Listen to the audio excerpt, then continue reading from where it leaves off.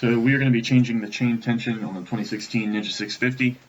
You're going to need first a tape measure to measure out the chain slack. You're going to need two 12mm open-end wrenches. You're going to need a 22mm socket for the non-drive side and a 27mm for the drive side. They don't have to be deep, but mine happen to be deep. And then you're going to need a torque wrench that goes up to 80 foot-pounds.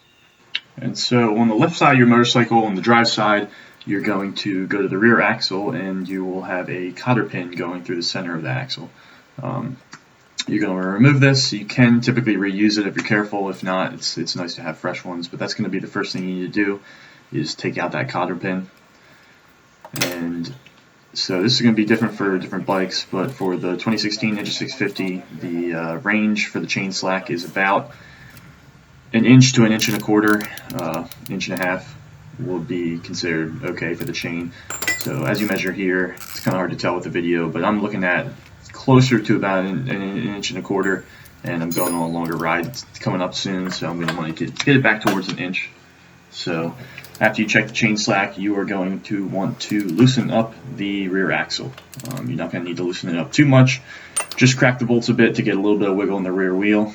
And so as you can see here on the non-drive side, so the right side of the bike, that nut is going to be a 22mm, and on the drive side, the side with the chain on it, it is going to be a 27mm. So once we have the rear axle loosened up here, we're going to want to take our both open-end 12mm wrenches, and we're going to want to pop the lock nuts on each side of the bike. So there's going to be a lock nut holding the chain slack in place. As you can see here, that's the bolt on the right side. And so we're going to loosen that up and make sure it spins freely. And then again, on the drive side, the side with the chain, we're going to do the same thing. So you take both your 12mm open-end wrenches, you are going to hold one in place, and then in this case, loosen the bolt on the left side until it spins freely. And so once that bolt is spinning freely, you're going to want to now adjust your chain. So if you're tightening the chain, you're going to want to back out those bolts on the left and right side of the bike. So that would be loosening them, essentially would be tightening your chain. And so you want to make sure this is even, so everything you do on the left side you want to do on the right side accurately, but even still, as you can see, I zoom in here to the markings on the right above the axle, you can kind of line those up and make sure they're actually even on both sides.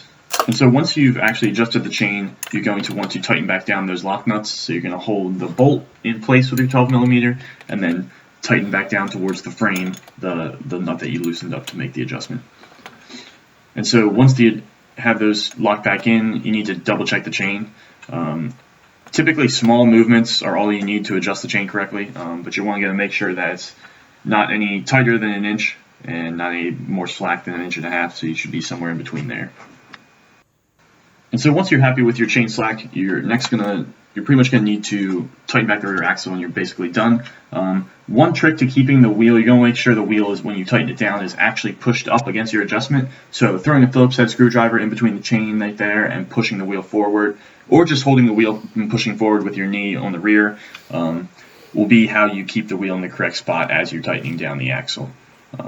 And so tightening down the axle, you're going to need a torque wrench set to 80 foot-pounds.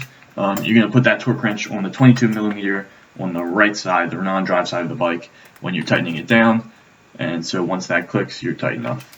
So again, 22mm on the right side, 27mm on the left side, 80 foot-pounds of torque on the right side. And so you're going to try to push the tire forward there so you're still set on your adjustment. And then you're going to tighten down until the ratchet clicks. And so once you have the rear axle all tightened up and even, then your final step is just to replace that cotter pin, put it back through. You can either reuse the one you already had, or if you have a new one, and then flare the ends out and keep the wheel in place there. So that's about it. You should probably do this, or at least check your chain about every 500 miles, and then and go from there. You can usually get, especially if you're doing a lot of highway driving and things like that, you can get a lot more miles out of a chain and out of a chain adjustment, but it's good to check it frequently. And that is it, all finished up.